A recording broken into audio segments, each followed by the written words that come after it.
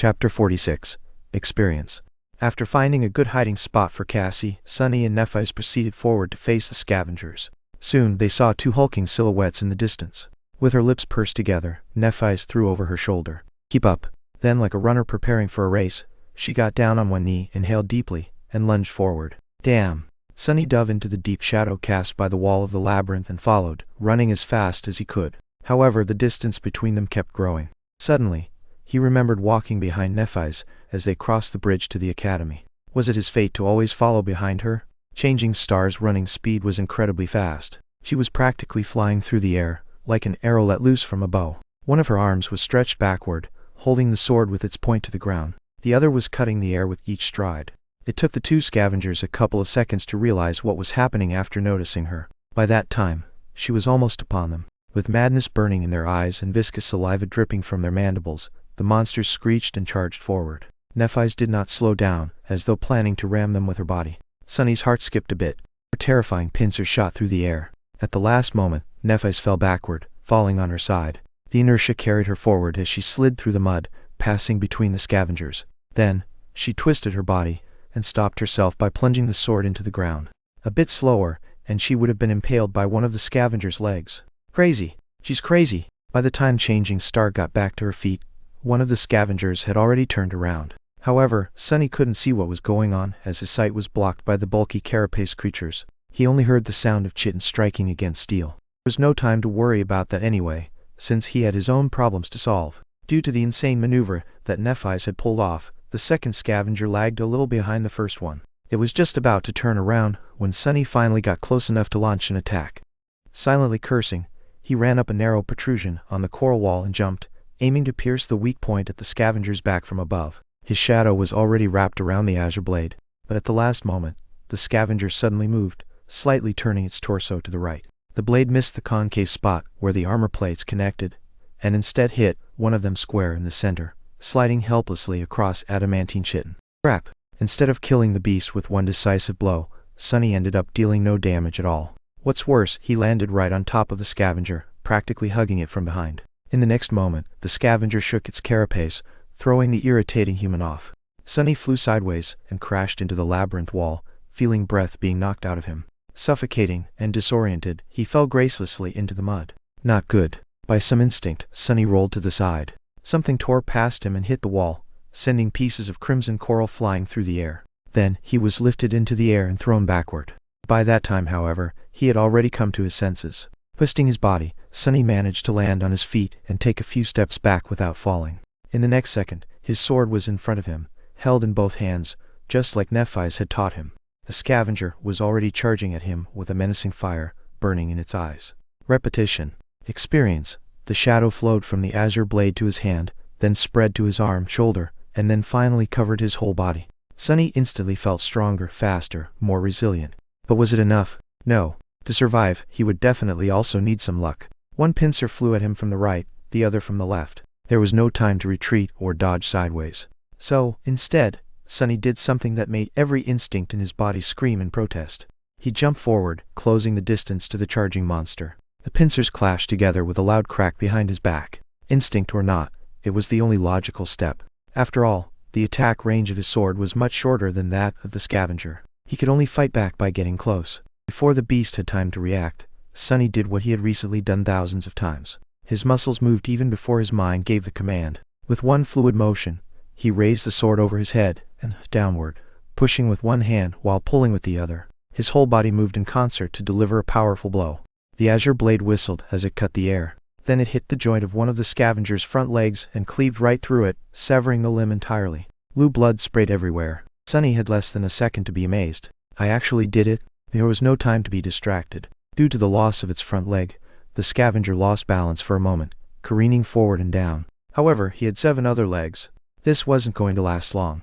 Coincidentally, though, at this exact moment, his other front leg slid in the mud, bringing the monster even further down. Sunny did not waste this chance.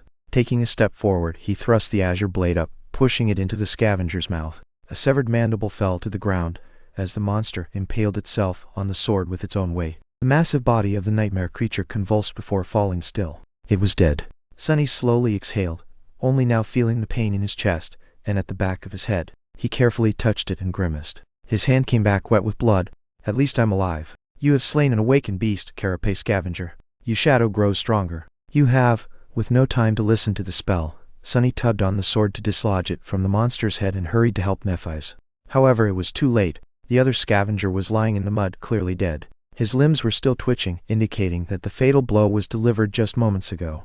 It seemed like Nephi's had managed to sever its spine by piercing the weak spot at the base of the beast's torso with her longsword. He couldn't see the silver-haired girl behind the bulky carcass. As Sunny approached it, he heard the sound of rugged, strained breathing. Then a shaky voice came from behind the scavenger. Don't come any closer. In the deathly silence of the battle's aftermath, Changing Star's voice sounded strange and subdued. Sunny suddenly felt as though someone had squeezed his heart in a fist. Steeling himself, he took another step forward. Nephi's was standing in front of the dead scavenger, trying to catch her breath after the intense fight. There was a bloody gash on her shoulder. However, it didn't look life-threatening. Sunny's attention, though, was instantly drawn to something else. It seemed that at some point during the fight, the tall girl's makeshift seaweed top came apart, leaving her naked above the waist. She was covering her chest with one arm. Behind the arm, squished, the supple fullness of her. Sunny flinched as though someone had stung him, and hurriedly turned around. His face was burning. Without thinking about it, he even made his shadow look away. An awkward silence followed. After some time, Sunny forced himself to speak. Are you all right? Nephi's was slow to answer. Yes. Good. Good. I'll go fetch Cassie then. All right. Feeling as though an army of monsters was chasing him, he walked forward on stiff legs, and then quickened his step, barely holding himself from running. Her fault. It's her fault. She should have communicated things clearer. Trying to get the vivid image out of his head, Sunny hurried to the place where Cassie was waiting for them. By the time they returned, Nephi's had already fixed her top, and was wearing it as though nothing had happened. However, Sunny couldn't help but feel that the look she gave him was somewhat weird. Forget it. After checking the wound on his head, Changing Star said, It's just a bleeder, nothing serious. Tell me if you feel dizzy and nauseous, or have a strong headache though. Since Sunny had none of these symptoms, he kept quiet. Nephi's looked down at his clothes and sighed. Memory? He opened his mouth to say no, but then fell silent. Come to think of it, when he killed the scavenger, the spell did say something else after informing him about the absorbed shadow fragments. At the time, he was too busy to pay it any attention. Let me check. He summoned B runes and quickly found the cluster representing his memories. Memories. Silver Bell, Puppeteers, Shroud, Azure Blade. Nothing new. Then what was the spell talking about? Suddenly, he noticed a new set of runes in the neighboring cluster. His eyes widened. Echoes. Carapace Scavenger. Chapter 47. Echo. Echo. It's an echo. Sunny couldn't believe his eyes. Echoes were an extremely rare type of reward that Awakened could receive after slaying nightmare creatures. Chances of getting one were very low. In the real world, an echo could be sold for an unimaginable amount of money. That's because they were much more precious than memories. Without delaying it much further, he dove into his sea of soul. There, very few things had changed. A lonely black sun was still hanging above the calm, silent waters. It was orbited by spheres of light that represented his memories. This time, there were 3 of them. Just like before, Sunny couldn't get rid of the feeling that something was stealthily moving just beyond the periphery of his vision.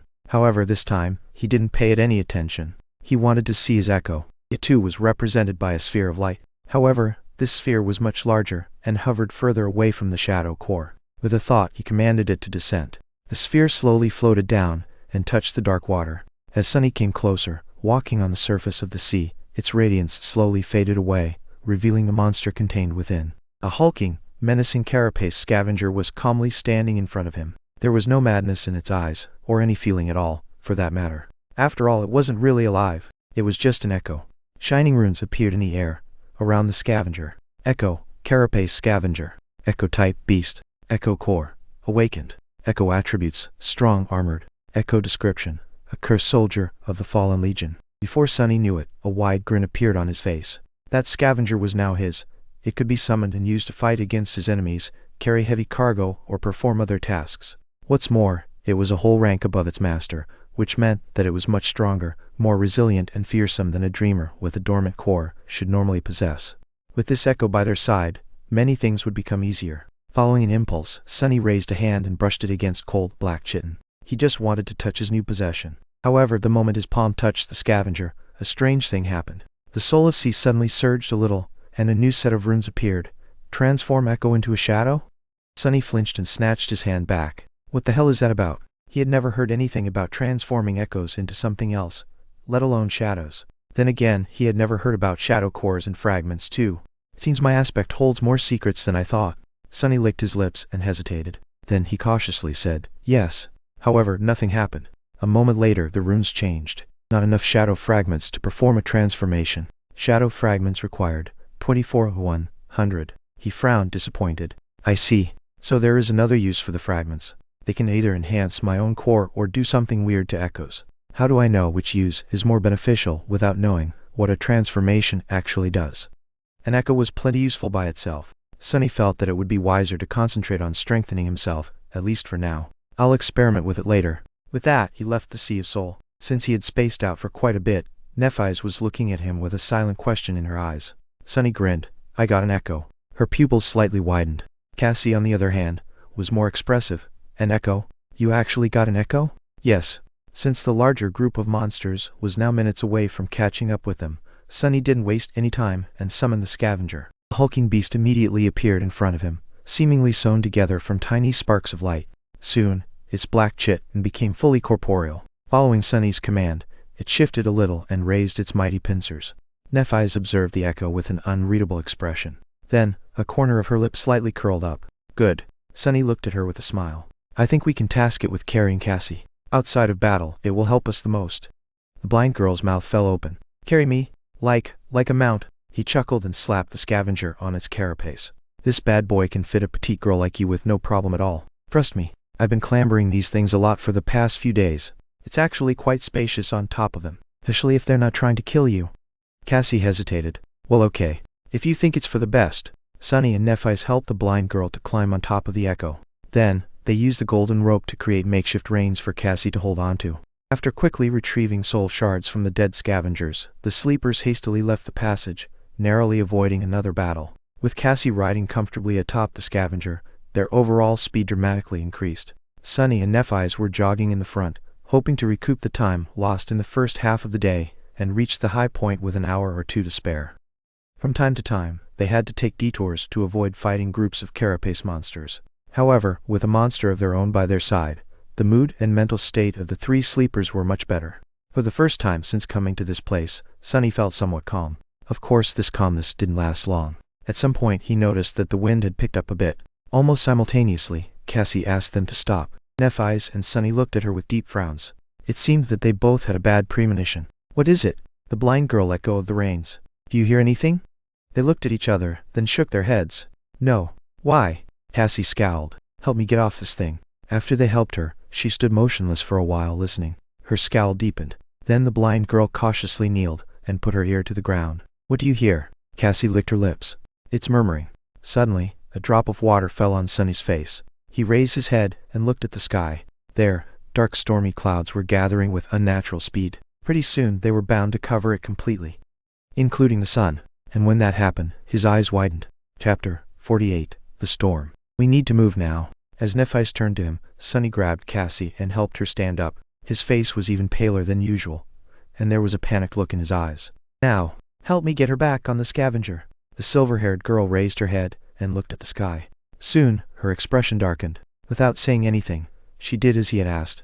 Cassie seemed a bit disoriented. She grabbed the reins and helplessly turned to her friend. Neph, what is going on? Changing Star glanced at her. When she eventually spoke, her voice sounded heavy. Storm is coming. Meanwhile, Sunny sent his shadow to climb on top of a tall pillar of coral and looked ahead, trying to understand how far the cliffs they were aiming for were. From the look of it, there was still a considerable distance to go. However, the giant statue was already much further away. Going back now would have been suicide. He turned to Nephi's. We're about 3 or 4 kilometers away from the cliffs. Do you think we can make it? She scowled. If we take the most direct road, maybe. Sunny hesitated, then asked, what about the monsters? Changing Star looked ahead and gritted her teeth. We'll have to cut through. That's it? That's the plan? As he was fruitlessly trying to come up with some devious trick to save them, Nephi's turned her head and glanced at him, puzzled. What are you waiting for? Run. As they darted forward, heavy drops of rain were starting to fall on the ground. Strong winds were howling between the coral blades, sending bits of mud and seaweed flying. With storm clouds gathering in the sky, sunlight dimmed, and a cold twilight descended upon the labyrinth. Sunny was running with all his might, as though his life depended on it, because it actually did. He was leading their small group, choosing the straightest path toward the cliffs with the help of a shadow. Nephi's was a step behind him. The scavenger carrying Cassie was stomping through the mud with its 8 legs in the back. Without the need to avoid monsters and death breathing down their necks, they moved with amazing speed. Side passages and crimson walls were flashing past them in a blur. There was no need to hold back and conserve strength for the long run. If they were late to reach the cliffs by a minute, their lives would be over. They had to give it their all. Sunny was ready to fight a series of bloody skirmishes all along the way, but to his surprise, the inhabitants of the labyrinth did not give them much trouble. The scavengers seemed to be as panicked as they were. The bulky beasts were busy trying to hide inside the coral mounds or burrowing underground. On the rare occasions when one of them showed aggression, a quick of the sword or a threatening clack of a pincer was enough to make the monster change its mind. However, no matter how fast they were moving, the storm was faster. The rain quickly turned into a pelting downpour, each drop becoming a torrent. The winds grew in strength, striking against their bodies with enough force to make them stumble. The light dimmed even further, reducing visibility to almost zero. Finally, a blinding bolt of lightning tore through the darkness, followed almost immediately by a deafening thunderclap. In the next moment, the ground under Sunny's feet trembled, causing him to lose balance and fall. He rolled in the mud and tried to stand up, but slipped and fell again.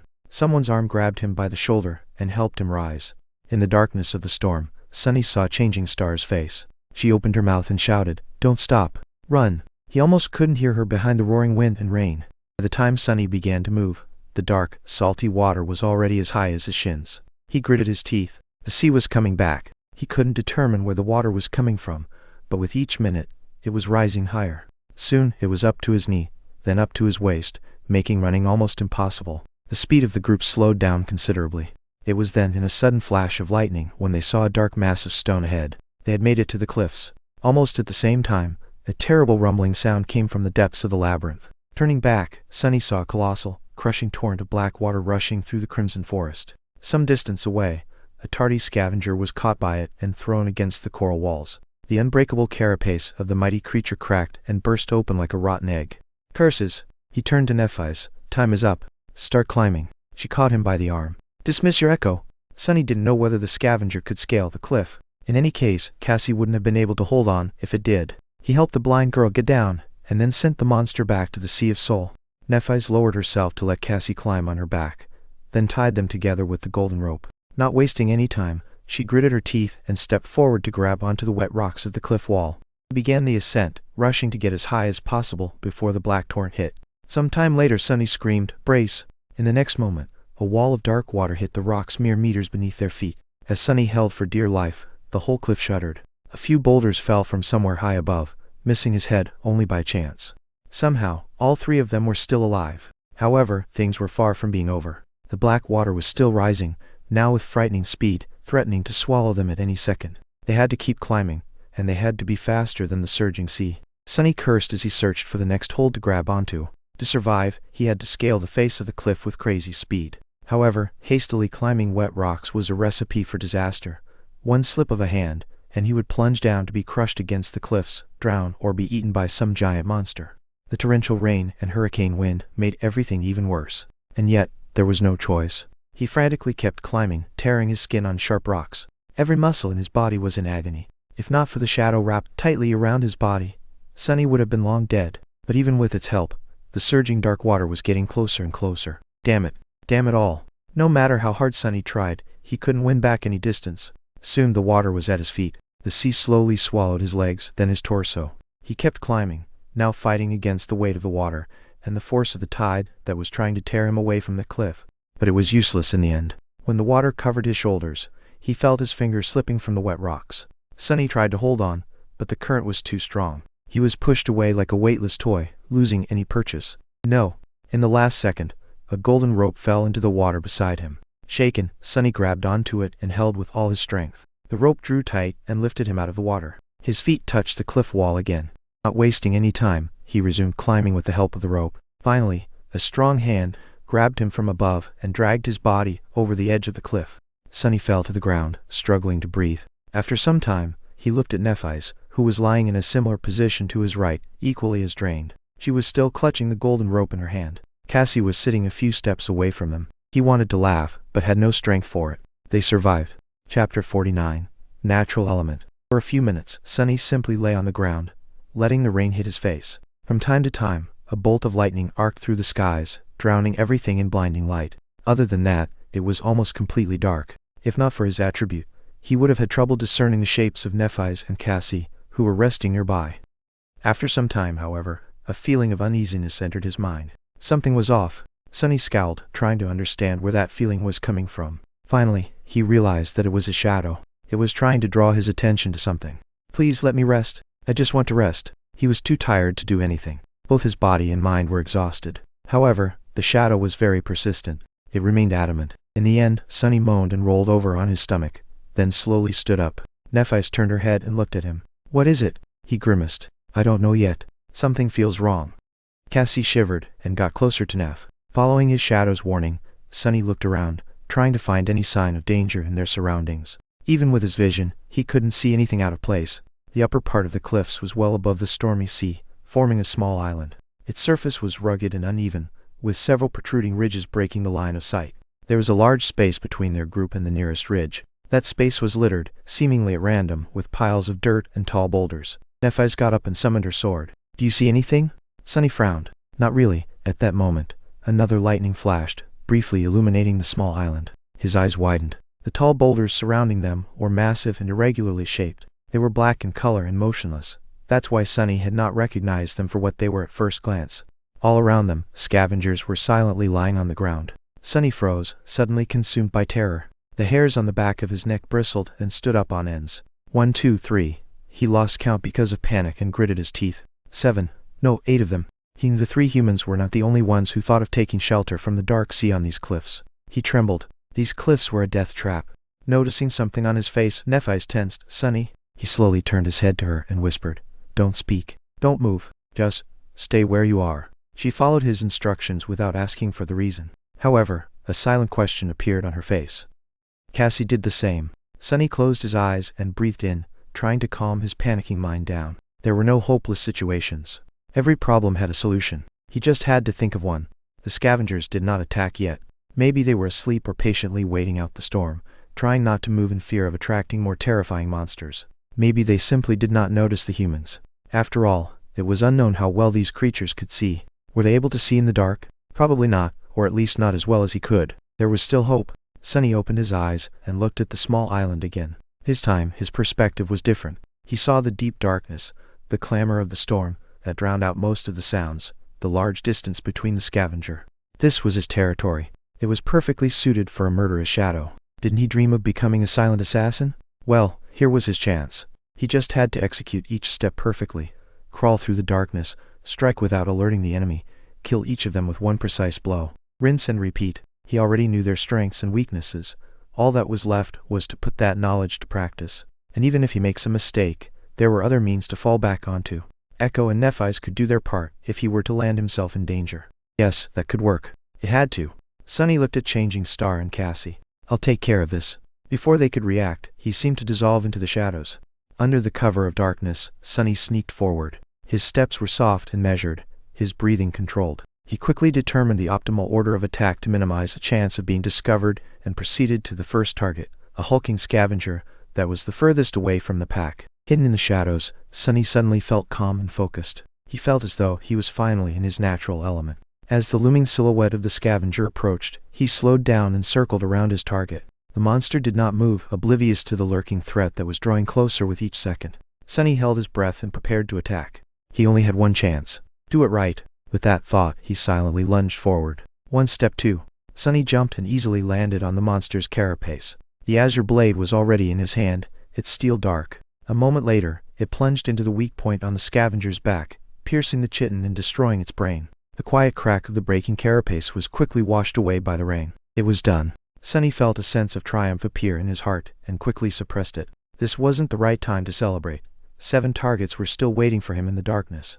He retrieved his sword and jumped down from the scavenger's corpse. Then Sunny frowned. Why was the spell silent? It didn't announce his kill, nor the absorption of the shadow fragments. Feeling his skin crawl, Sunny turned around and looked at the scavenger. At first he was afraid that the beast was still alive, but that wasn't the case. It was as dead as could be. However, on closer inspection, Sunny noticed something that he had missed before, and when he did, his face paled. Chapter 50, Death Trap. The scavenger was dead. However, it wasn't Sunny's blade that killed it. While circling the target, he was focused on staying unnoticed, and not alerting the enemy to his presence before reaching the optimal position for an attack. After that, he only saw the monster's back.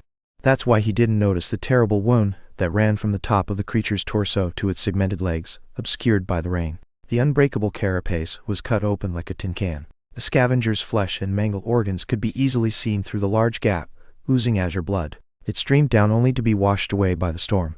Sunny gulped. He might have felt awkward about performing a perfect ambush on a long, dead monster, if not for the fear of whatever had killed it in the first place.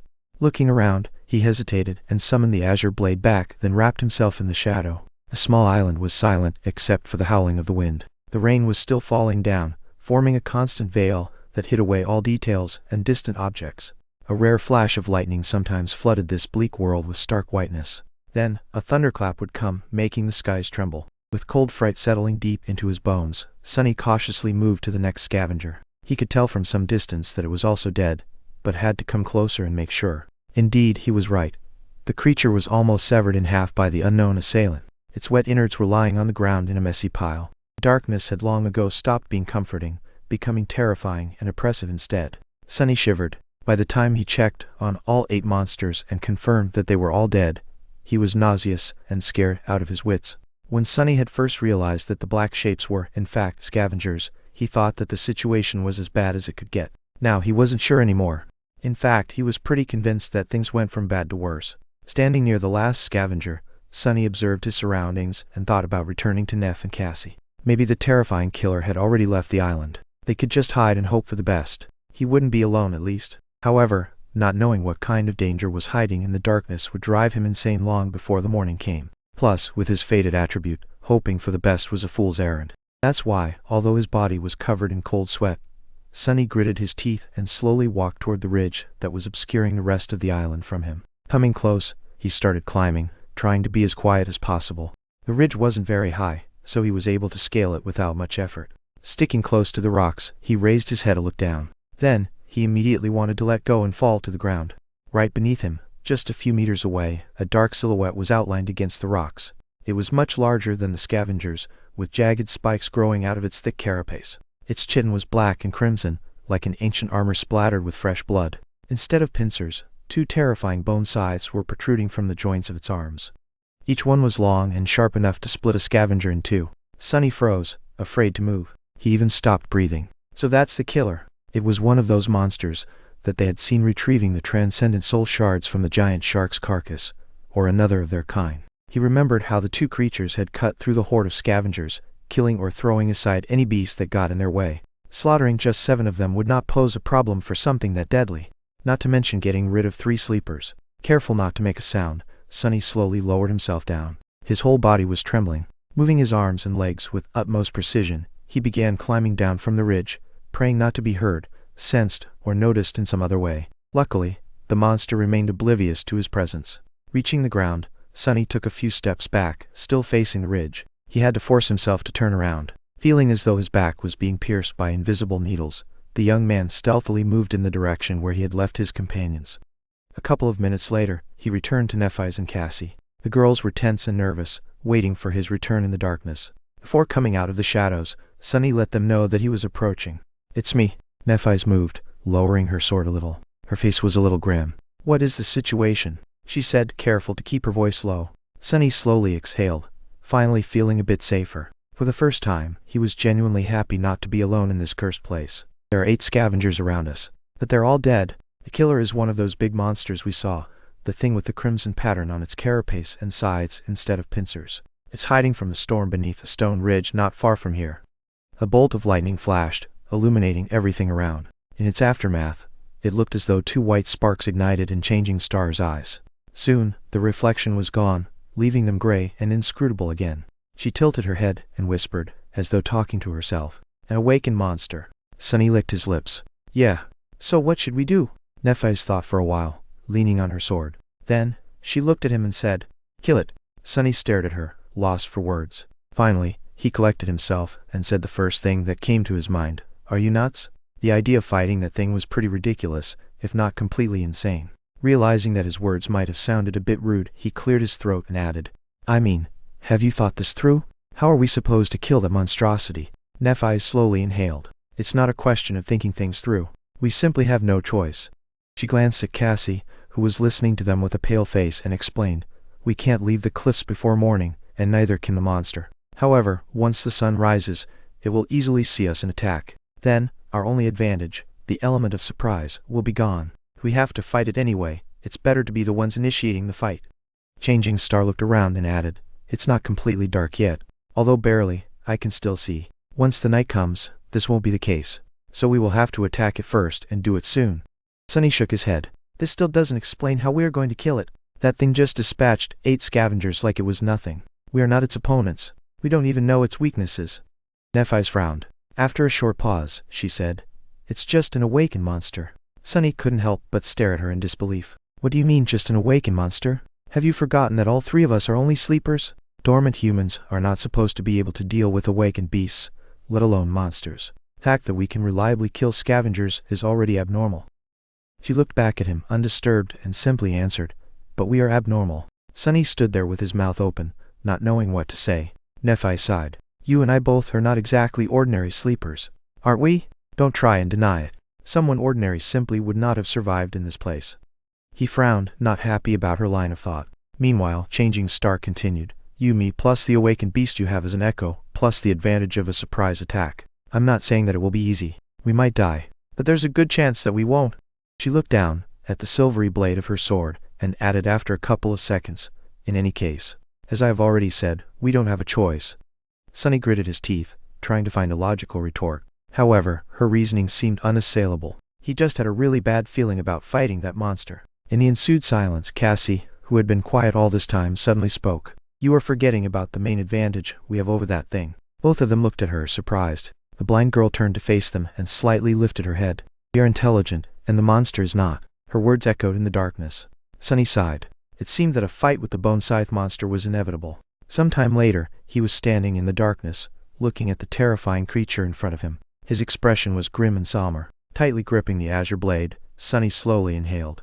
The ominous feeling he had before was still there, now stronger than ever. "I don't like this." With this thought, he exhaled and raised his hand. Chapter 51.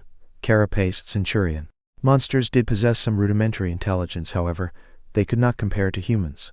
At their core, they were still predators who acted mostly on instinct. Their cunning was beastly in nature, and was not that hard to overcome. That gave the 3 sleepers a chance to leverage their advantage. After finalizing the plan, they made some preparations. While Changing Star was getting ready, Sunny had retrieved the soul shards from the 8 dead scavengers.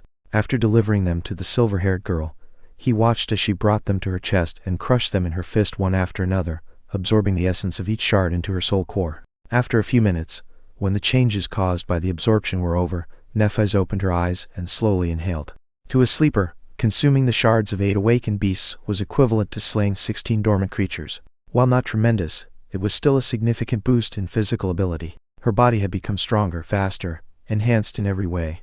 They were going to need every bit of that strength to survive. Because of how attuned Nephi's was to her physicality, getting accustomed to her new limits did not take long. Very soon, she looked at him and asked, "Are you ready?" Sunnyside glanced at his shadow, hoping to get some moral support. The shadow pretended to not notice and ignored him. "Disloyal bastard! As ready as I'll ever be." Nephi's nodded and turned to Cassie. There was nothing really to say. They had already discussed everything there was to discuss, and empty words could not make the blind girl worry any less. Come to think of it, Sunny wouldn't have wanted to trade places with her, even though out of the 3 of them she was the only one who didn't have to risk her life in combat. Facing the enemy, no matter how terrifying, was better than waiting powerlessly for the outcome, knowing that there's nothing you can do to change it. From that point of view, he was actually the lucky one. Cassie tried to put on a brave face. She turned to Nephi's and forced a smile. "Go and kill that thing. Maybe you'll finally get something decent to wear and stop making me feel so guilty." A corner of Changing Star's lip curled up. "Okay." After that, she turned to Sunny and returned to her usual serious self. "Let's go." A few minutes later, he was standing on top of the rocky ridge, looking down at the deadly monster. The shadow was wrapped around his body, enhancing Sunny's physical abilities. Their plan was pretty solid and had a high chance of working. However, he still couldn't get rid of the ominous feeling that this was not going to end well. "I don't like this." With a sigh, Sunny raised his hand and summoned the silver bell. Then he lightly shook it, causing the clear melodic ringing to resound amidst the storm. Immediately, the monster below moved, turning its massive torso around and looking for the source of the sudden noise. As he saw Sunny, a mad crimson flame ignited in its eyes. However, Sunny did not see any of this, because he was already facing the other way. As soon as the bell rang, he turned around and jumped down from the ridge without a second of hesitation. The ridge wasn't very tall, but there was still a considerable distance to the ground. Sunny hit the rocks hard and rolled, trying to disperse the force of the impact. As soon as he got back to his feet, he ran, trying to get as far away as possible. A moment later, the ridge exploded behind his back. The monster simply crashed into it with its hulking body, breaking through the layers of rocks as though they were paper. Simultaneously, there was a flash of lightning and a thunderclap, drowning the loud rumble of the falling debris. The creature locked onto retreating Sunny and lunged forward, trying to pierce his body with one of its scythes. Shards of rock were flowing like a torrent from its spiked carapace. Luckily, Sunny was already far enough. Without slowing down, he lowered his body, ran for several more meters, and then turned around. The picture of the monster, who was more than 3 meters tall, rushing at him like a speeding train was enough to make any person falter. However, Sunny stood his ground, raising the azure blade above his head. After all, he was the bait. Half a dozen meters away from him, the monster finally reached their trap. Almost unnoticeable in the darkness and the pouring rain, the golden rope was strung between 2 massive boulders at the height of the creature's leg joints. Earlier, Sunny had lowered his body to run beneath it. Overwhelmed by bloodlust, the monster did not notice the tautly drawn rope and ran into it at full speed. If it was a normal rope, it would, without a doubt, immediately snap. However, the golden rope was a memory, and being incredibly sturdy was one of its attributes. The rocks it was tied to, unfortunately, were quite mundane. They shattered almost immediately, but the damage was already done. With its front legs suddenly jerked backward, the scythe slayer lost its balance and crashed into the ground face first, sliding forward on wet stone and leaving behind a shallow trench. Sunny jumped away. The monster was unperturbed. Almost immediately, 2 bone scythes pierced the ground, jerking its massive body to a stop. In the next moment, unexpectedly swift and nimble for its size, it was already beginning to rise. If it was allowed to stand up, their fates would be sealed. Fortunately, Sunny's echo was faster. The moment the monster fell, it stopped pretending to be one of the dead scavengers, got up and dashed forward. Just as their enemy was about to rise, it jumped on its carapace from behind, pinning the creature down with its weight, and locked its pincers on the creature's arms just beneath the point where the bone scythes began. Despite the fact that the echo was wounded by the spikes growing from the monster's carapace, it succeeded in immobilizing it, at least for a second. A second was enough. As though out of nowhere, Nephi's, who was lying in ambush, appeared in front of the monster. Darting between its terrifying scythes, she leaned forward and delivered a devastating thrust with her longsword, putting her whole weight behind it. They didn't know if the awakened monster had the same weak spot on its back as its lesser relatives, the scavengers, had. However, there was no reason to assume that there was no gap between its carapace and torso armor. It was a mechanical issue. Anything that had to be flexible could not be too rigid. The tip of Changing Star's sword plunged into the narrow gap. Then, the sword disappeared into the monster's body, penetrating so deep that its hilt ended up brushing against the chin. Hell yes, Sunny thought, triumphant. However, in the next second, his expression dimmed. Because the creature didn't even seem to notice the wound that was supposed to be, if not fatal, then at least heavily debilitating. Straining its body a little, it suddenly twisted, throwing the echo off its carapace, and rose to its feet. The bone scythe scraped against the rock as it pulled them out from the ground. Defenseless, Nephi's was right in front of it, her sword still stuck in the monster's flesh. Oh no! Sunny was too far away to do anything, circling around the massive creature to attack it from behind. The echo was on the ground, still reeling from being thrown off the enemy's back. It didn't seem like it could help either. For the moment, Changing Star was on her own. The scythes pierced the air, aiming for her flesh. At the last moment, however, a pair of pincers locked one of them into an iron grip. That gave Nephi's another fraction of a second to react. Letting go of the sword, she dove under the creature's body, hiding in the blind spot of the remaining scythe's attack range.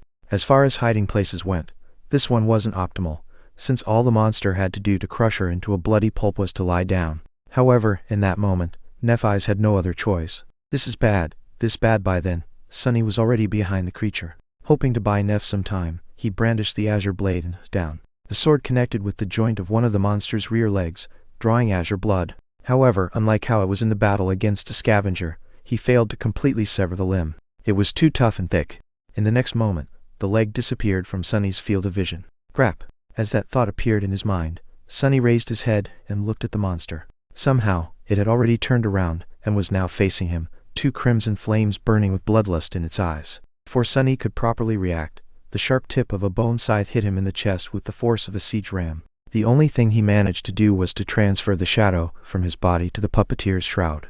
Because of this lightning fast decision, the armor held. He wasn't pierced through the heart and impaled on the scythe. However, it was a small consolation. The force of the blow was still enough to make his ribcage cave in and send his body flying through the air like a rag doll. Somehow, Sonny found himself lying on the ground. His body felt weird, and he couldn't breathe.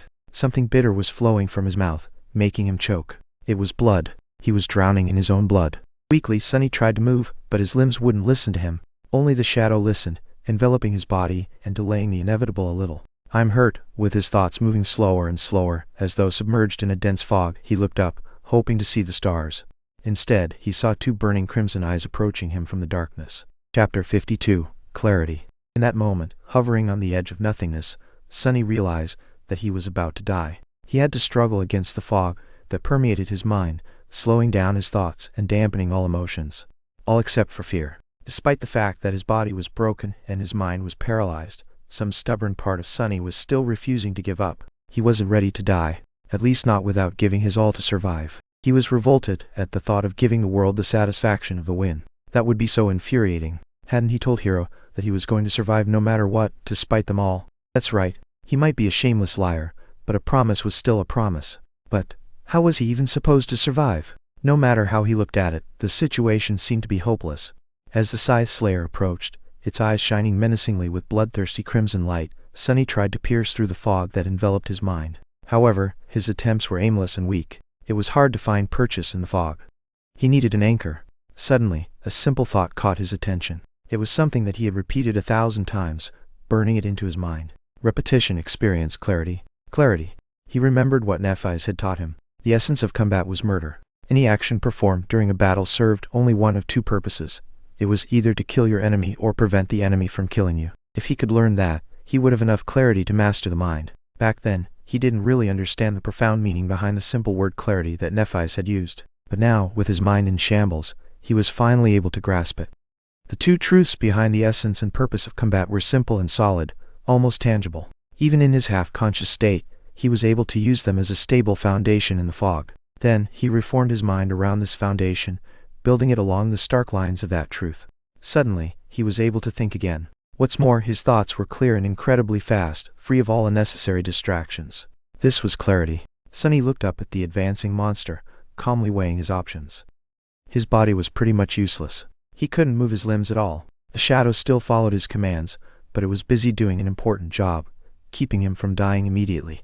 Even with its help, he wouldn't be able to last long. But this was a useless thought. He couldn't do anything about it, so there was no sense in wasting time considering it further. With his body immobilized, memories couldn't be used. That left only the echo. The carapace scavenger was going to have to be his only tool to either kill the enemy or prevent the enemy from killing him. The monster was quickly approaching Sonny. Its mandibles moved, viscous saliva flowing down from them in a torrent of transparent mucus. In a flash of lightning, he was able to see and instantly register every spike, every scratch, every abrasion on the creature's carapace.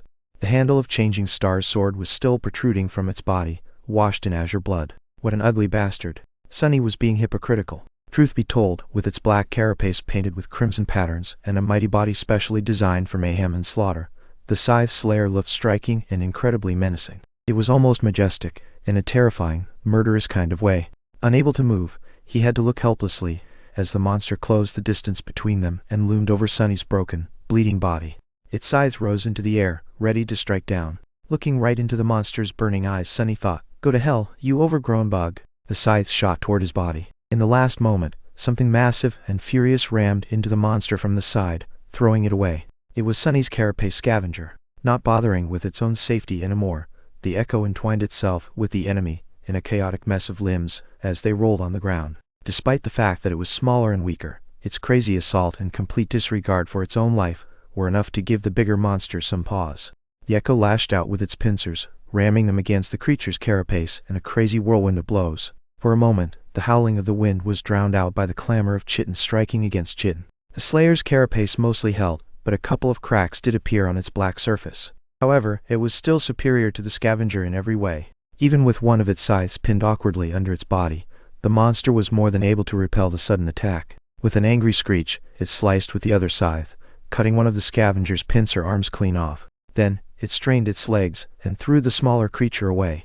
In the process, the rear leg that was already wounded by Sonny broke off, But the monster didn't pay it any attention. Burning with madness and fury, it untangled its limbs and slowly stood up. Another deafening screech resounded in the howling darkness of the storm, hurting Sunny's ears. Now what? He thought, momentarily lost for ideas. But then, something very unexpected happened. As the Slayer moved to finish off the echo, it had to slightly raise and lean its torso back to account for the loss of a rear leg and keep its balance. At that moment, a bolt of lightning landed right in the middle of the small island. With how tall the monster was, the lightning was immediately attracted to the handle of the sword that was still sticking from its body, aimed at the sky at a slight angle. That moment, Changing Star's longsword suddenly became a lightning rod. Instantly, hundreds of millions of volts of electricity coursed through the Slayer's body. In a blinding flash of light, it was thrown to the ground. Wisps of smoke rose from the cracks in its carapace. In a strange turn of events, arcs of residual electricity danced on the monster's chin, slowly accumulating on the crimson patterns on it. Under that influence, the crimson pattern changed its color, becoming white and incandescent. Sunny stared at all this in bewilderment. It's glowing. For a second, he hoped that the monster was dead. But no, a single strike of lightning was not enough to kill a creature like that. Just a few moments after being electrocuted, the Slayer moved, slightly shaking its body. Although it was in a rather bad shape, it was still alive and full of murderous intent. Looking somewhat dazed, the monster gathered its limbs and tried to stand up. Slowly but surely, it was coming back to its senses. The bone scythe scraped against the rocks, helping it rise. However, before it did, Nephi's was suddenly right in front of it. Grabbing the hilt of the longsword, she grimaced as the heat burned her hands. Then, she twisted the blade, making the Slayer's body twitch, and pulled it out, breaking apart a large portion of its lower torso armor. The monster tried to hit her with a scythe, but Changing Star was quicker. Dashing to the side, she simultaneously lashed out with her sword. The glowing, white-hot blade caught the creature's arm right below the joint and cleaved through it, sending the terrifying bone scythe flying through the air in a rain of azure blood.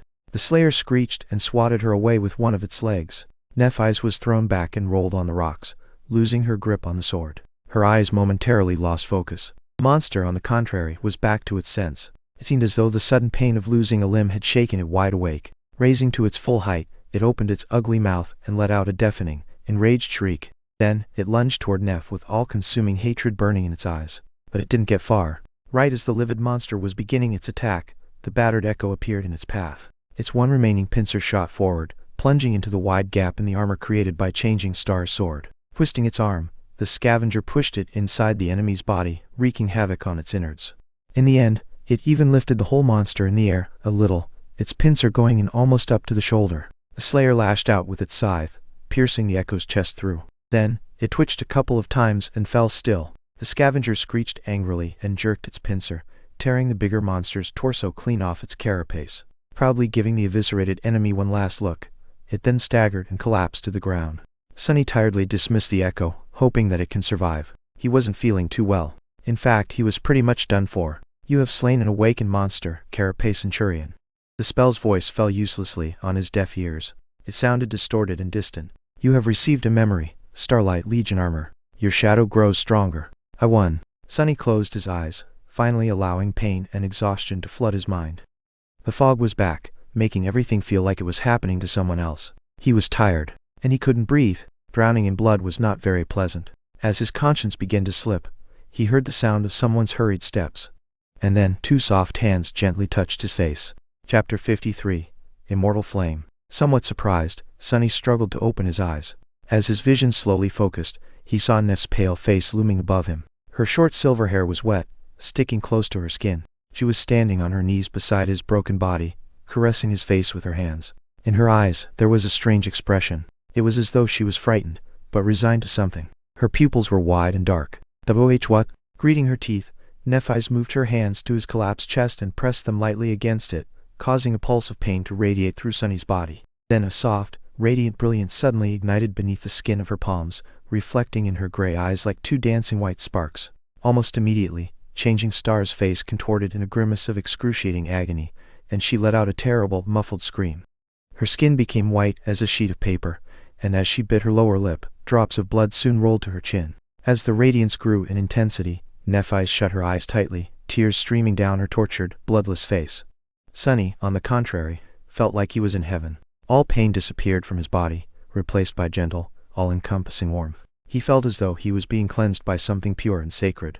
By a white, pristine, purifying flame. Under the influence of the flame, his dying body began to repair itself. His shattered bones were reassembled from the shards. His torn flesh regenerated and became whole again. His collapsed lungs and damaged heart were brought back to life and rejuvenated, instantly turning strong and healthy. Suddenly, he could breathe again. As his chest moved, drawing in a new breath, Nephis flinched away with a harrowing moan. The white radiance beneath her skin dimmed and disappeared, letting the darkness return to its rightful place. Crawling away a few steps, Changing Star stopped, standing on her knees and hands, and violently vomited. Her whole body was shivering uncontrollably, as though on the verge of a seizure. As the shivers died down, she slowly lowered herself to the ground, and lay there motionlessly, catching the raindrops with her mouth. Sunny, meanwhile, raised his hands and carefully explored his body. To his surprise, nothing really hurt. It was as though he was never wounded in the first place, let alone almost died. With the help of Nephis and her mysterious aspect ability, he was completely healed. It was a miracle. By the time the storm was over, it was already deep into the night. Sunny, Nephis, and Cassie huddled together for warmth and slept as though they were dead, too tired to make someone keep watch. If anything were to happen, the shadow would probably alarm them in advance. If not, so be it. They were just too exhausted to care. Luckily, the rest of the night went without incidents. In the morning, no one was in a hurry to make any plans or suggest leaving the cliffs. They just gathered some meat from the dead carapace centurion and the scavengers, collected the 2 soul shards, and moved to the opposite side of the small island, afraid that the remains would attract some creature's attention. As it turned out, they were right.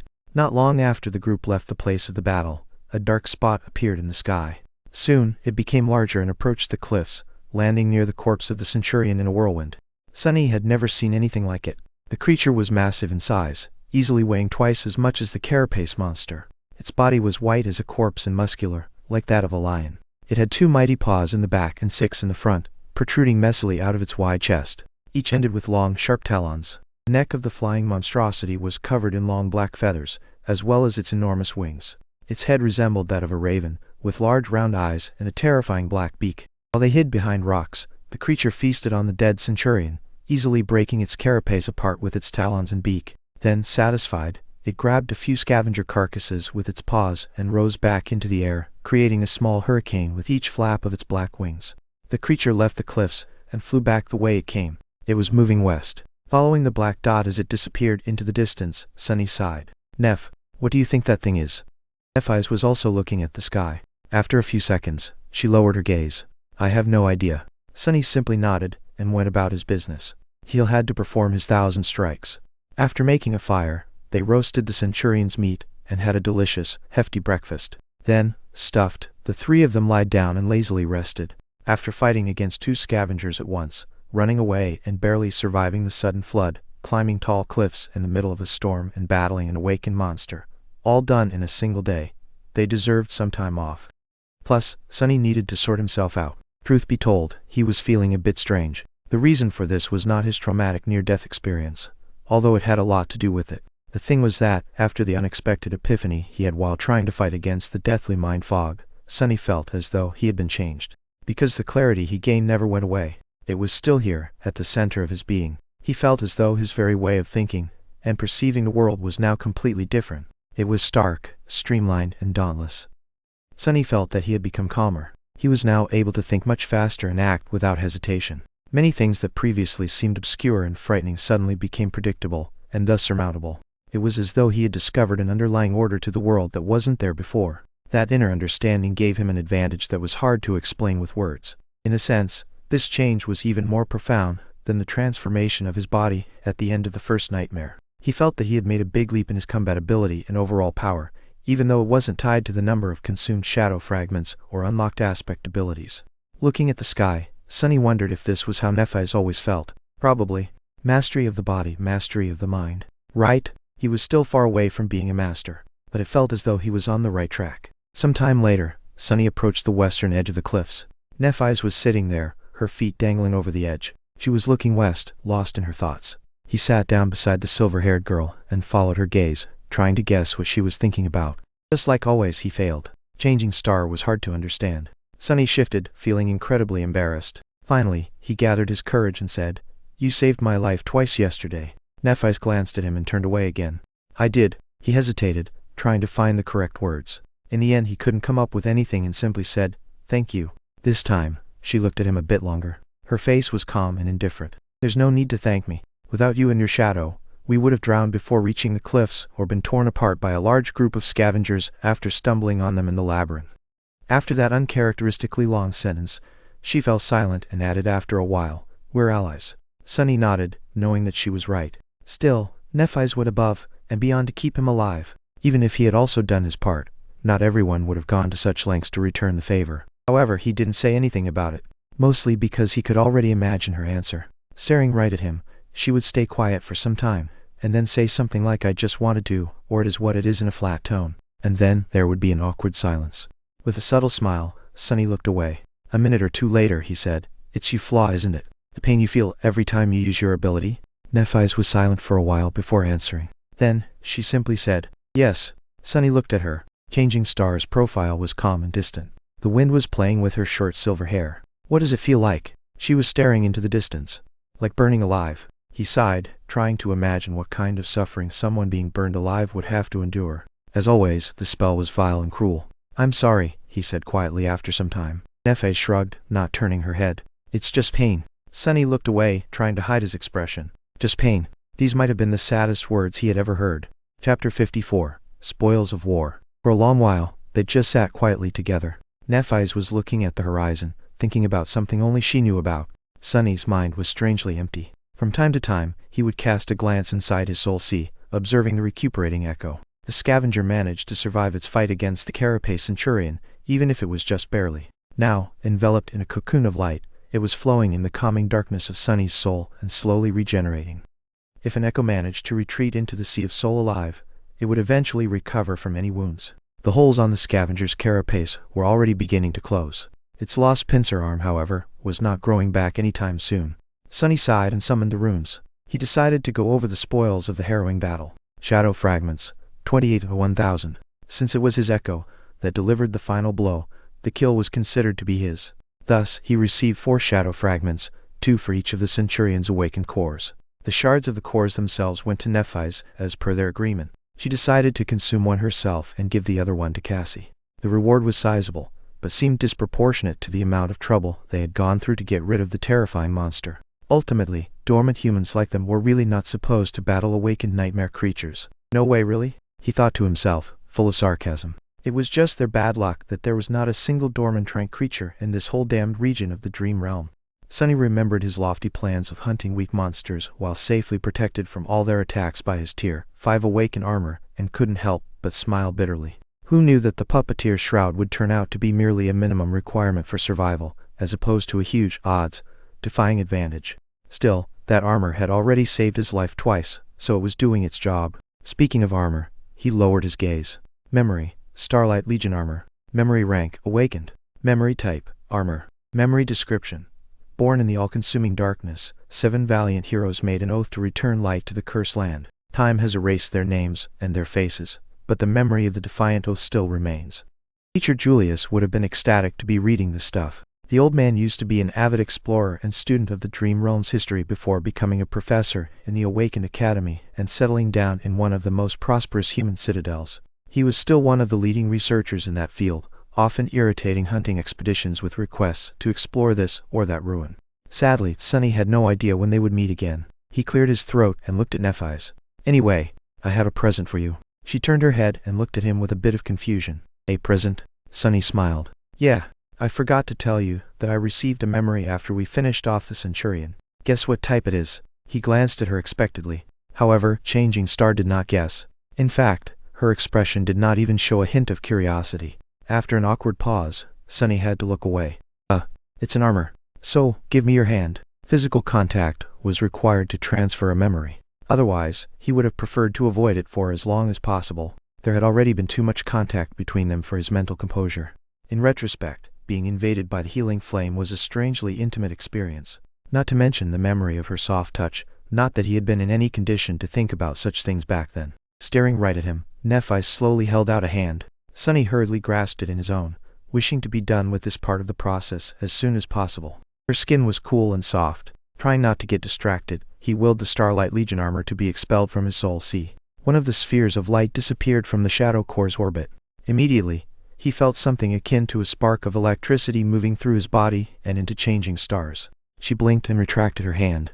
Then, Nephi stood up, walked a few steps away from the edge of the cliff, and summoned the memory. Spinning sparks of light appeared around her. A moment later, they covered her porcelain body and turned into a black, skin-tight bodysuit made out of an unknown, durable material. It looked quite similar to the rubbery seaweed that permeated the area.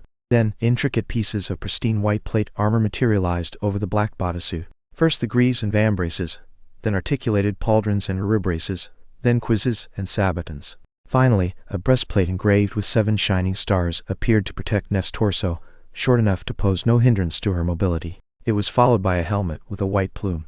The engraving of the 7 stars was identical to those carved into the giant knight statue's cuirass. The armor looked light and elegant. It was simultaneously functional and flattering, both providing high levels of protection and accentuating the graceful lines of changing star's body. A stark contrast of black and white made for quite a striking sight.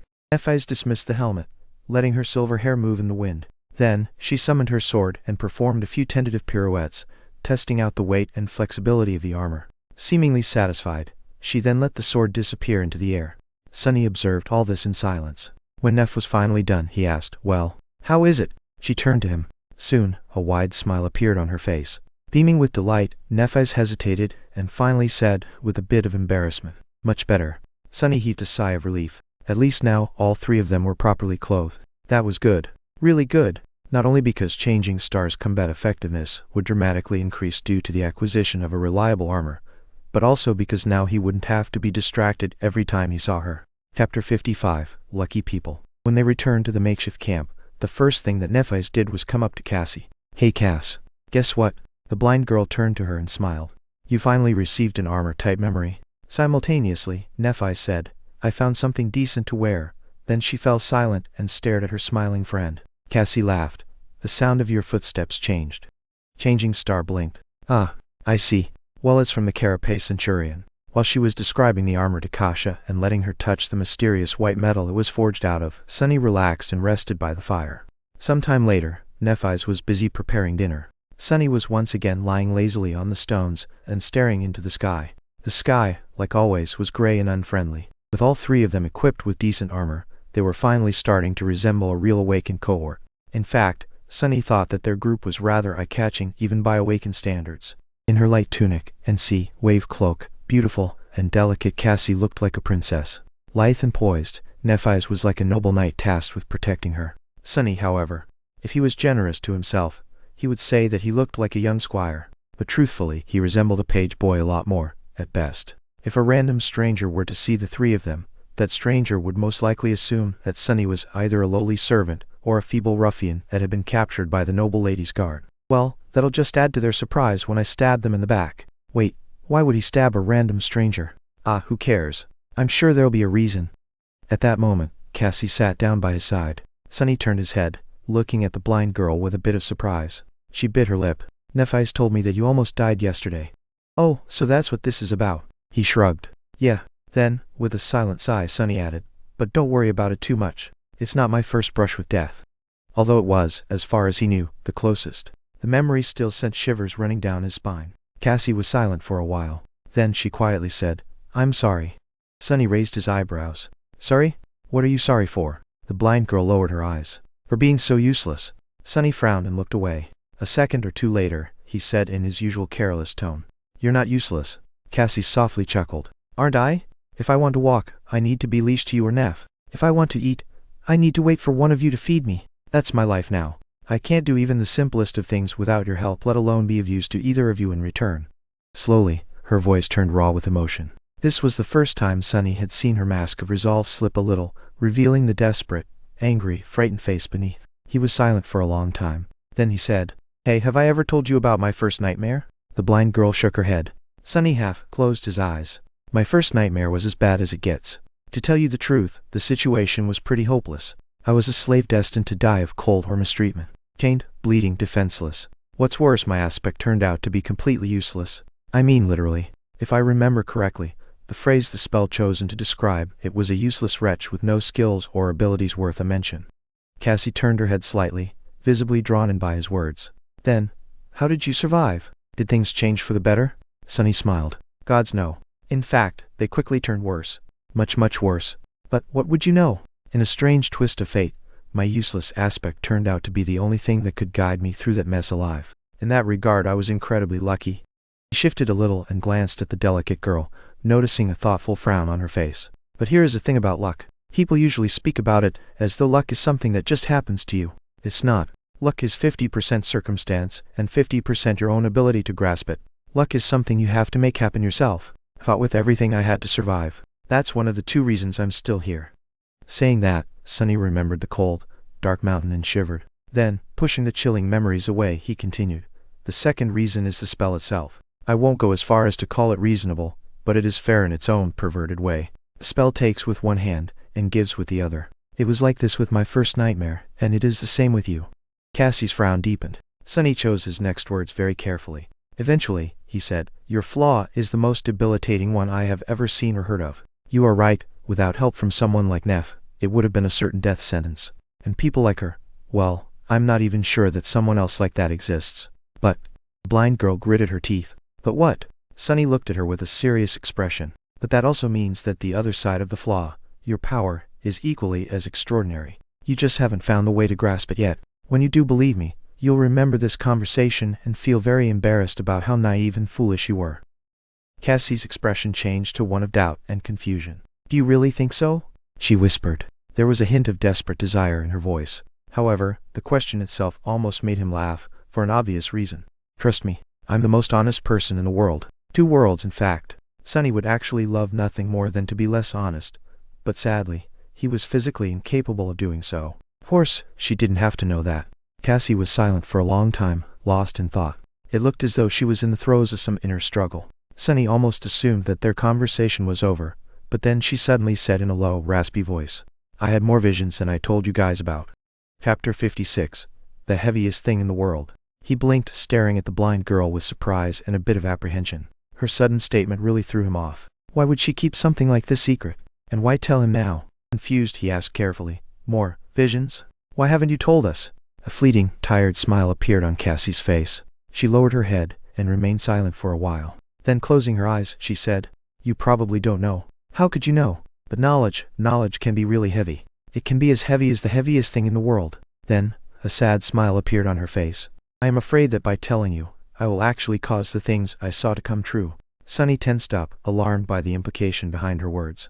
If she was afraid of the visions coming true, then their content must have been pretty bad. And if it was really bad, if something terrible was destined to befall them, Sunny had to know about it in advance. That way, he would be able to make preparations and deal with whatever happens. As long as he was prepared, many things would become much less dire. However, what if his preparations would become the very reason for that terrible thing to happen, making Cassie's vision a self-fulfilling prophecy? This was the danger of knowing the future. Damn it, my head hurts. I hate this crap. Sunny struggled for a long time, trying to decide if he should pressure Cassie to reveal her visions. Either outcome was going to leave him uneasy, so he was really not sure what to do. In the end, unable to make a decision, Sunny simply remained silent. Cassie also didn't say anything. After some time had passed, she finally spoke. Can you just promise me one thing? It seemed as though this was her attempt to find a compromise between revealing everything and doing nothing. Sunny frowned. That depends on what it is. The blind girl hesitated before speaking. Can you promise that you'll take care of Neff? No matter what? He delayed answering for as long as the growing pain allowed him. When it became almost unbearable, Sunny reluctantly said, I can't. I can barely take care of myself. He also didn't trust Nephi's enough to make a promise like that. He had nothing against Changing Star and even liked her quite a bit, but they didn't really know each other. Their alliance was one of necessity, not choice. Who knew what would happen once their need for each other was no longer there, no matter what was too steep of a requirement? Of course, he could have misled Cassie by answering yes. After all, the question was whether or not he could make a promise, not whether or not he would follow through with it. But at that moment, Sunny was strangely reluctant to deceive the blind girl. Maybe that whole honesty thing was slowly growing on him. Cassie sighed and turned away. Suddenly, it felt like something imperceptible about her changed. I see. Yeah, that's fair. With that, she summoned her staff and walked away, leaving Sunny in a somber and uneasy mood, just like he had expected. No matter how much he tried to relax after that, his thoughts kept wandering. Eventually, Sunny found himself trying to find connections between various pieces of information about the Starless Void, or the Forgotten Shore, as it was called in the Azure Blade's description. If nothing else, it could distract him from thinking about the latter part of their conversation with Cassie. Also, For some reason, the need to understand their environment suddenly seemed much more vital. The sword, the Starlight Legion armor, the carapace monsters, and the giant headless statue seemed to be connected in some way, but he couldn't quite understand how. Was the statue a monument to one of the 7 founders of the Starlight Legion? The line of runes describing the armor said that their names and faces were lost to time. The statue's missing head would certainly fit that description. The scavenger's echo suggested that the carapace monsters were cursed soldiers of the Fallen Legion. Was that Fallen Legion the Starlight Legion? The fact that he had received the Starlight armor after slaying a carapace centurion was almost a certain confirmation of that theory. If so, why were they cursed? Starless Void, Starlight Legion, what did all of it mean? The 7 heroes were described as being born in the all-consuming darkness. Their oath was to return light to the cursed land. What light did they seek? Starlight? And what was the nature of the all-consuming darkness? Was it the manifestation of the curse that befell their land? And if so, was it the same curse that eventually turned soldiers of the Starlight Legion into carapace monsters? If the curse was still around, was Sunny going to wake up one day with patches of chitin growing over his skin? What a creepy thought. The 7 heroes were forgotten, but the memory of their oath apparently still remained. On this forgotten shore, only Stell remembers. That was the Azure Blade's description. Was there a hidden meaning behind these words? Were the memories received on the forgotten shore hiding a secret? Inwardly, Sunny groaned. So many questions, and not a single answer. And then there was the main mystery, Cassie's vision, the one she chose to reveal to them. She dreamt of a boundless darkness locked behind 7 seals. Once the seals were broken, the darkness escaped. She also saw a crimson spire with 7 severed heads guarding 7 locks. Were these locks connected to the seals? And was the giant knight's missing head one of the 7 guarding them? Or was he completely wrong about everything, leaping to conclusions and forcing connections where none existed? Sunny sighed, knowing that his curiosity would not be quenched anytime soon. He had too little information to make a proper theory. If so, there was no point in torturing himself right now. Maybe things would become clearer in the future. The word future made him frown. Chapter 57. Use of Weapons. In the evening, Sunny continued to practice with the sword under Nef's watchful eye.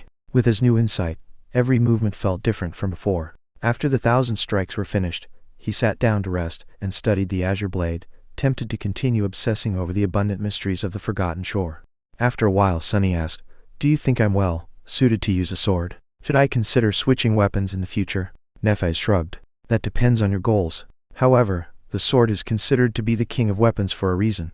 Sunny smiled. "And why is that?" She tilted her head and deliberated for a few seconds. Then, she asked, "Do you know how natural selection works?" He raised an eyebrow. "Survival of the fittest. The strongest species survives?" Changing Star glanced at him. "Somewhat correct. But actually, it's not the strongest species that survive, it's the most adaptable. Otherwise, lions and tigers and bears would have been the ones ruling the world instead of humans." Sunny knew about lions and bears from archival footage, but he had no idea what a tiger was. Probably another extinct predator? Meanwhile, Nef continued, not at all like her usual taciturn self. She seemed to be much more eloquent when talking about subjects she was confident in. The same logic can be applied to combat. A sword is not the most effective tool in every situation. A spear is more useful against enemies with long reach. A war hammer is much better against armor. A mace is easier to maintain. However, swords are the most versatile. She cast a gaze at the Azure Blade. A sword can pierce, it can cut, it can bash. It can be used effectively at a variety of ranges. It is swift and maneuverable. Every part of the sword, from tip to pommel, can be used to attack. While wielding a sword, you won't be the best at everything, but you'll be the most adaptable. Nephi's turned to him. "Do you understand?" Sunny thought for a bit before answering. "I think I do." She gave him a nod and looked away. "But in the end, you must remember one thing. It doesn't matter that much what's in your hands. A sword, a spear, a club, that's just tools. You are the weapon." He sighed and dismissed the Azure Blade. As always, Changing Star's lesson gave him a lot to think about. You are the weapon. He repeated it in his mind, feeling as though another piece of the puzzle had fallen into place. Together, they watched the sun set in comfortable silence. As the night approached, the sea was coming back, flooding the crimson labyrinth like a rush of darkness. Far below them, scavengers were scurrying to find a hiding place. A few of them were climbing the cliffs, hoping to spend the night on the small island. Sunny's shadow was keeping an eye on them. "We're going to have guests soon," he said, disheartened at the thought that their short respite was about to end. Nephi sighed. "That's all right. With the higher ground advantage, dealing with them won't be too hard." Sunny nodded and looked at the disappearing sun. Suddenly, his mood turned solemn. Doubt raised its ugly head, plunging his mind into the gloomy embrace of anxiety. Staring into the distance, Sunny hesitated and asked, "Do you think we'll be able to reach that castle?" She glanced at him with no particular expression on her face. Yes. He turned to her and forced a smile. Why are you so sure? In the blood-red blaze of the sunset, changing stars' calm eyes seemed to burn with heavenly fire. Looking west, she summoned her sword and answered, If that is our will, who dares to stop us? Dealing with the climbing scavengers, indeed, turned out to be comparatively easy. Sunny and Nephi's just had to ambush and push the bulky creatures off the cliff before they could find stable perches. He received 4 shadow fragments practically for free, increasing the overall number to 32. Sadly, the soul shards couldn't be retrieved. He spent another day on the cliffs, resting and training. Sunny practiced with the sword while his shadow explored the nearby paths of the labyrinth. With the echo still recovering, their group was not in its optimal condition. That's why there was no point in hastily abandoning their current camp. However, very soon they were going to resume the journey west, moving from one height to another in hopes of reaching the mysterious human citadel. This time they were not going to travel without sufficient preparations. Knowing that a sudden storm can come at any moment, covering the world with darkness and summoning the sea back before sunset, the 3 sleepers decided to thoroughly scout a route before committing to moving their camp to the next landmark. Nephi spent the day meditating. Her eyes were closed. From time to time, it seemed as though a soft white glow was radiating from behind her eyelids. However, when Sunny looked closely, it was always gone, making him think that he was just imagining things. He suspected that changing star was training herself to endure the pain of her flaw. If so, he wished her luck. Cassie behaved like her usual self, being cheerful and friendly. It was as though their strange conversation had never happened. However, Sunny could feel that something about her was different. He couldn't quite put a finger on what exactly had changed about the blind girl, but she seemed to possess more resolve. It wasn't a bad thing. They spent some time chatting and remembering their time in the academy. Sunny told her about his lessons with teacher Julius and various strange things he had learned from the old man. Her reaction to the idea of studying dead languages of the dream realm was exactly the same as Sunny's initial protest and bewilderment. Soon, the night was upon them again. This time no scavenger tried to climb the cliffs, so Sunny and Nephi's could rest easy. However, they still slept in turns, keeping watch over the camp in case something unexpected happens. In the morning, they ate the last of the centurion's meat and prepared to climb down into the labyrinth. It was time to continue their journey. Chapter 58. Survival of the Fittest. Days later, Sunny was sitting on top of a dead scavenger, calmly cleaning the azure blood off his face.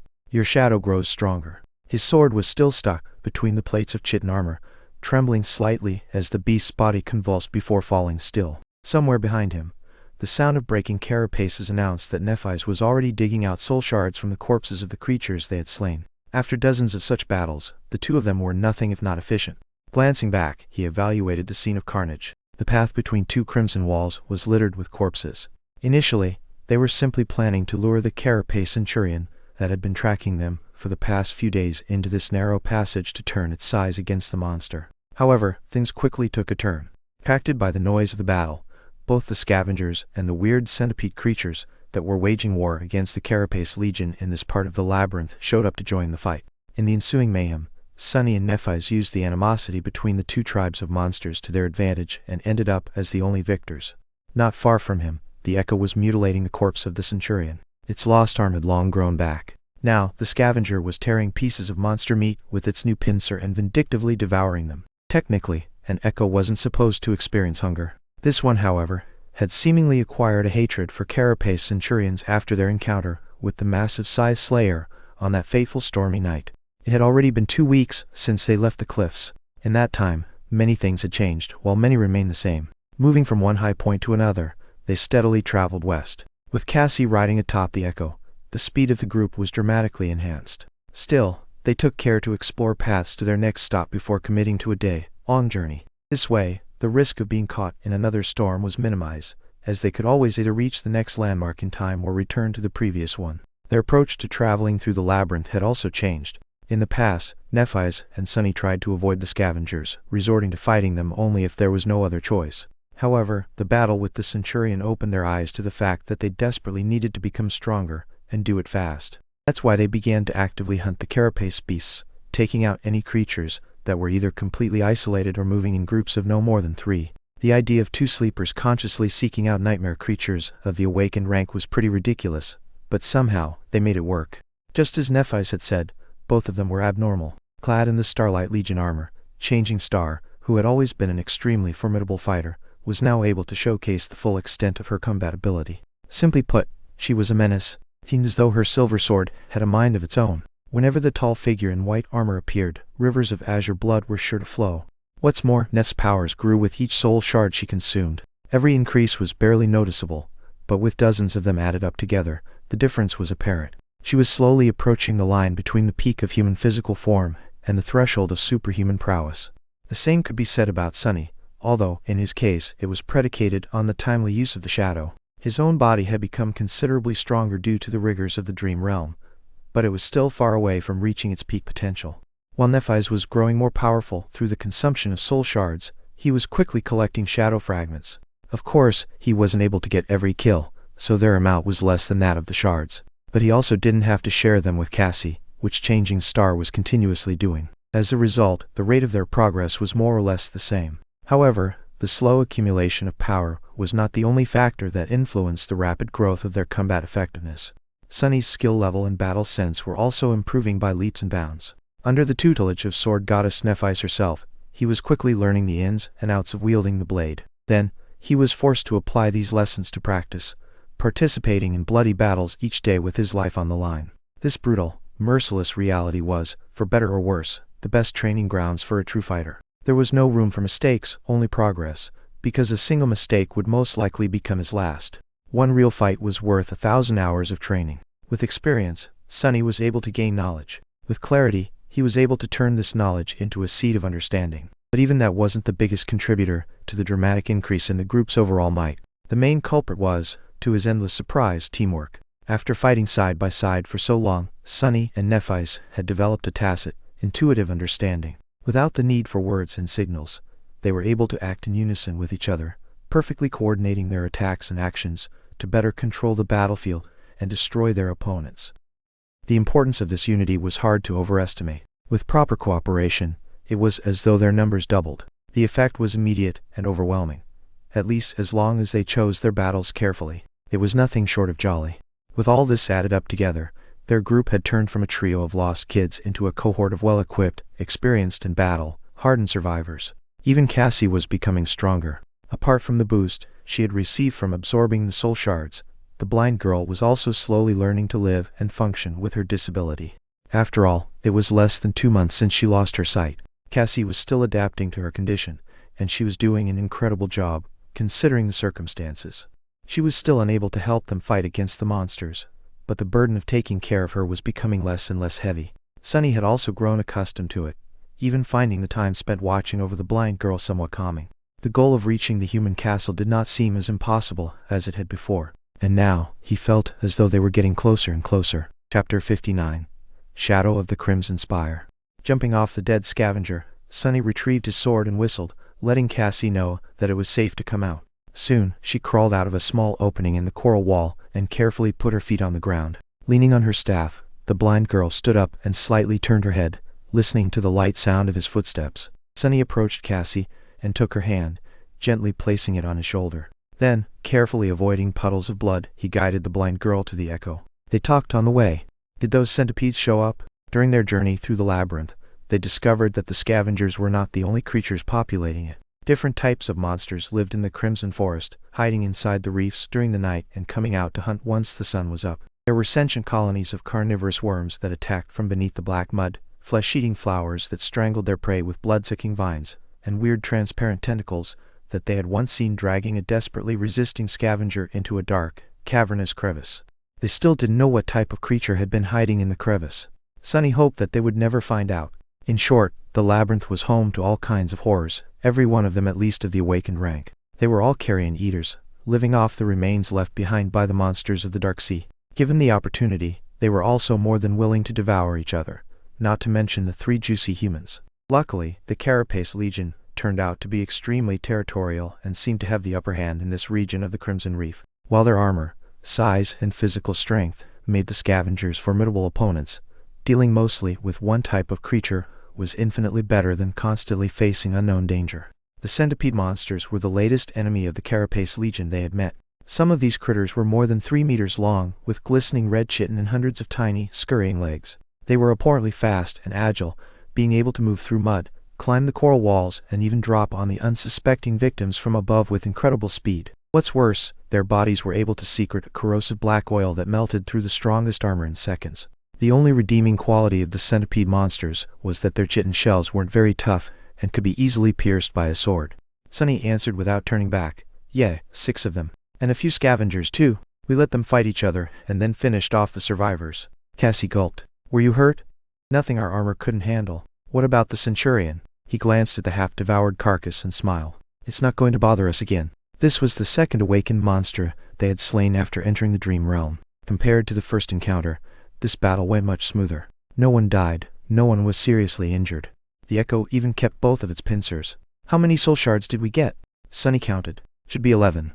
Now it was Cassie's turn to smile. That's our biggest haul so far. By a lot.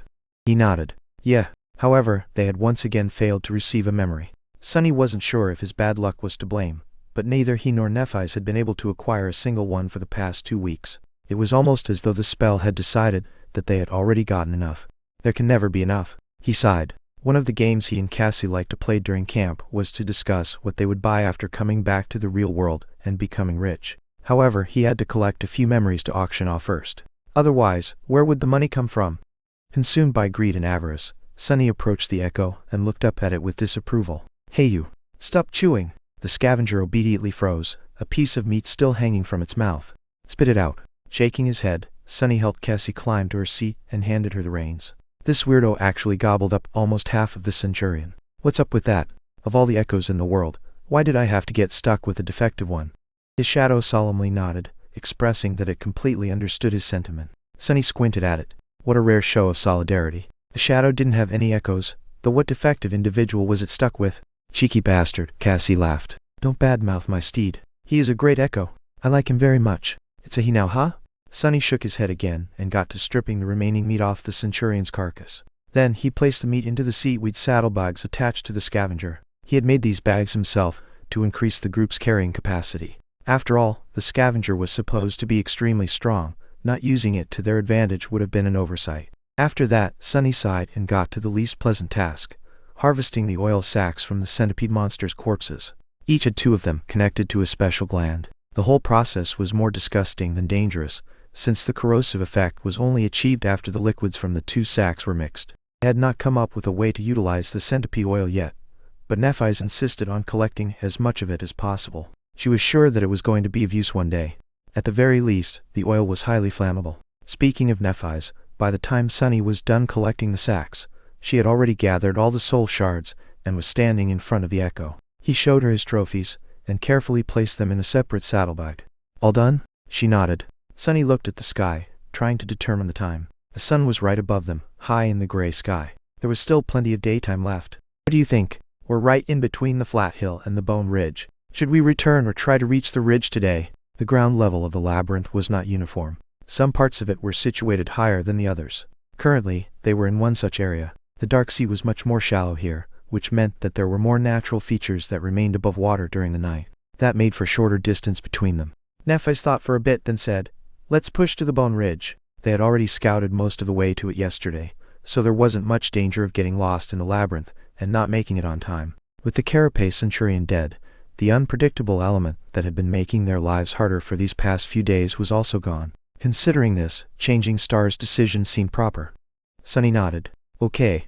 With that, he sent his shadow forward. Some time later, they were approaching the bone ridge. The sun was preparing to set, but there was still enough time to get to safety. Sunny, however, felt alarmed and uncomfortable. This feeling began to pursue him soon after they had left the cliffs. It always appeared close to the evening and persisted until the last minutes of the sunset, then disappeared, leaving him puzzled and uneasy. The further west they traveled, the stronger the feeling became. It was as though something was not quite right with the world during that time. But no matter how hard Sunny tried to understand what that wrongness was, he couldn't. In the end, he decided to share his uneasiness with the group. After listening to him, the girls were surprised. It seemed that they did not notice anything strange. Even Cassie, whose affinity to revelations provided her with an incredible intuition, didn't experience the strange feeling. However, she did suggest a theory. Since Sunny was the only one susceptible to the feeling, it was logical to assume that there was something unique about him that made it possible. And the only difference he had from the girls in terms of perception was his shadow sense, which meant that the source of the wrongness, most likely, had something to do with the behavior of shadows. Guided by her advice, Sunny was finally able to understand the reason for his discomfort. As it turns out, Cassie was right. In the hours closest to sunset, When the sun was hanging low in the western skies, a vast shadow moved through the labyrinth, affecting his senses and making his skin crawl. The shadow was too distant and colossal to be seen, but he could still feel its presence. When he told Cassie about the immense shadow, she nodded, as though it explained everything. "Then," she said, "that is the shadow of the Crimson Spire." Chapter 60, Bone Ridge. Back then, it took him a couple of seconds to realize what she was talking about. "The spire from your vision? The one with 7 seals?" Cassie nodded. "Yes. In my dream, it seemed to be as tall as a mountain. I could even see it from the walls of the human castle, looming in the distance, like a crimson spear piercing the skies. When the sun sets, the spire's vast shadow falls over the castle and stretches east, as far as you can see." She was silent for a moment, then added, "The feeling I got when looking at the Crimson Spire was very similar to what you had described, only much more intense." Sunny frowned, trying to remember the exact words Cassie had used to describe her vision. 7 severed heads guarding 7 seals. A dying angel being devoured by hungry shadows. Feeling of extreme terror and loss. What was the deal with that spire exactly? Is it crimson because it's made out of the same stuff as the labyrinth? Crimson coral surrounding them was not in fact coral. It's just what they called it based on some resemblance, for the sake of simplicity. The actual nature of the strange material remained a mystery. Cassie hesitated. Maybe it's the other way around. Maybe the labyrinth is made from the same stuff as the spire. In other words, the Crimson Spire might have been the source of all this madness. Still, it was just a theory. There was too little information to confirm it.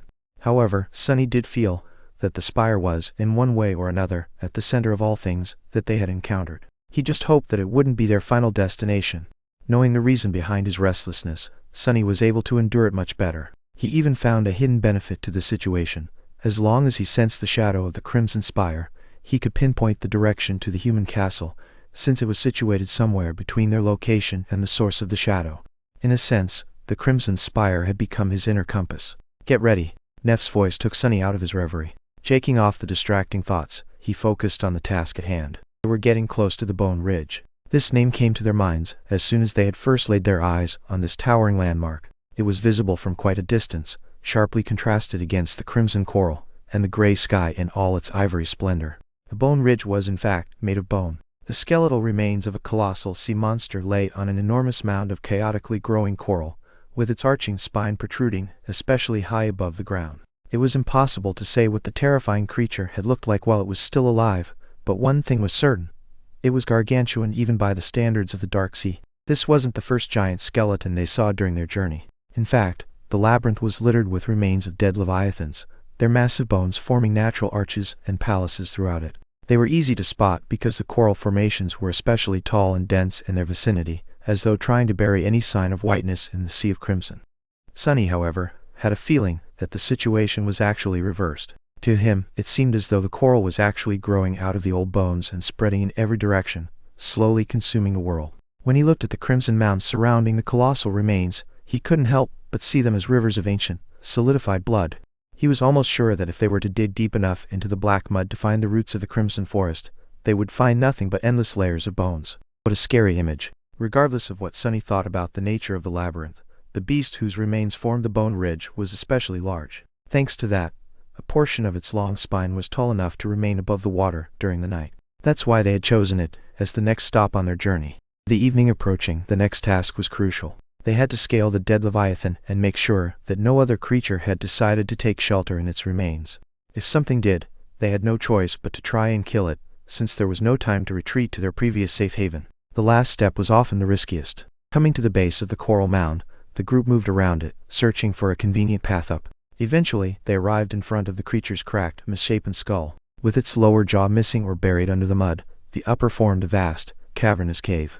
Feeling shivers running down his spine, Sunny passed beneath the terrifying palisade of teeth and entered the cave. With his shadow leading the way, they made way to the back of the creature's skull, and soon entered the hollow expanse of its spine. Inside the spine, the bone surface under their feet was as wide as a road. Actually, it looked a lot like a highway running through a long tunnel, with stark beams of light falling through the gaps between the massive vertebrae. The tunnel was inclined upward, most of its length hidden behind the bend of the ceiling. When the echo entered the spine, its chitin legs produced a loud, echoing clatter. Nephis grimaced. "Any movement?" Sunny checked with the shadow and shook his head. Changing Star looked forward and slightly lowered her chin. "Let's proceed." Despite the fact that the shadow had not noticed any danger, they still summoned their swords before moving forward. It was not their first time being ambushed at the edge of safety. Luckily, their precautions turned out to be unnecessary. Nothing was hiding inside the gargantuan remains, so they were able to reach the highest point of the spine without having to cut their way through an unknown number of monsters. By the time they got to safety, the sun was already setting. The dark sea was returning, filling the inside of the sea monster's spine with the echoing sound of rushing water. Sunny took the saddlebags off the Echo and dismissed it, making their camp instantly feel much roomier. All three of them were in desperate need of a bath. Leaving the girls alone to give them an opportunity to wash themselves, Sunny walked some distance away and sat down, letting his tired body rest. His shadow returned to the lower parts of the spine, watching the black, dim water slowly rise and devour the ivory whiteness. He had to make sure that nothing would crawl out of the water at the last minute. With half of his mind preoccupied with observing the rising tide, the other half was free to wander. Sunny summoned the runes and checked the number of shadow fragments in his possession. Shadow fragments, 96 of 1,000. Not bad. He only had 12 at the beginning of all this. In less than a month, the amount increased dramatically. He was stronger and faster now. He was also more experienced. However, that still left him far inferior to even the weakest nightmare creatures of the Forgotten Shore in terms of raw physical might, even with the help of the shadow. How long before I'm able to wrestle a scavenger with my bare hands? The answer was pretty obvious, not to mention extremely disappointing. Not before his own shadow core had awakened, which could only happen after returning to the real world. Sunny sighed. Soon it was his turn to wash. Taking the bottle of endless water from refreshed, rosy Cassie, he walked back to his secluded spot and dismissed the Pupitor's shroud. A cold breeze touched his pale skin, making Sunny shiver. He looked down, shaking his head at the amount of dirt, sweat and dried blood that was covering his body. Being an awakened was not the cleanest of professions. While he was washing up, Nephis used the remaining time before nightfall to make a fire and cook some meat. These days, they even had salt to season it.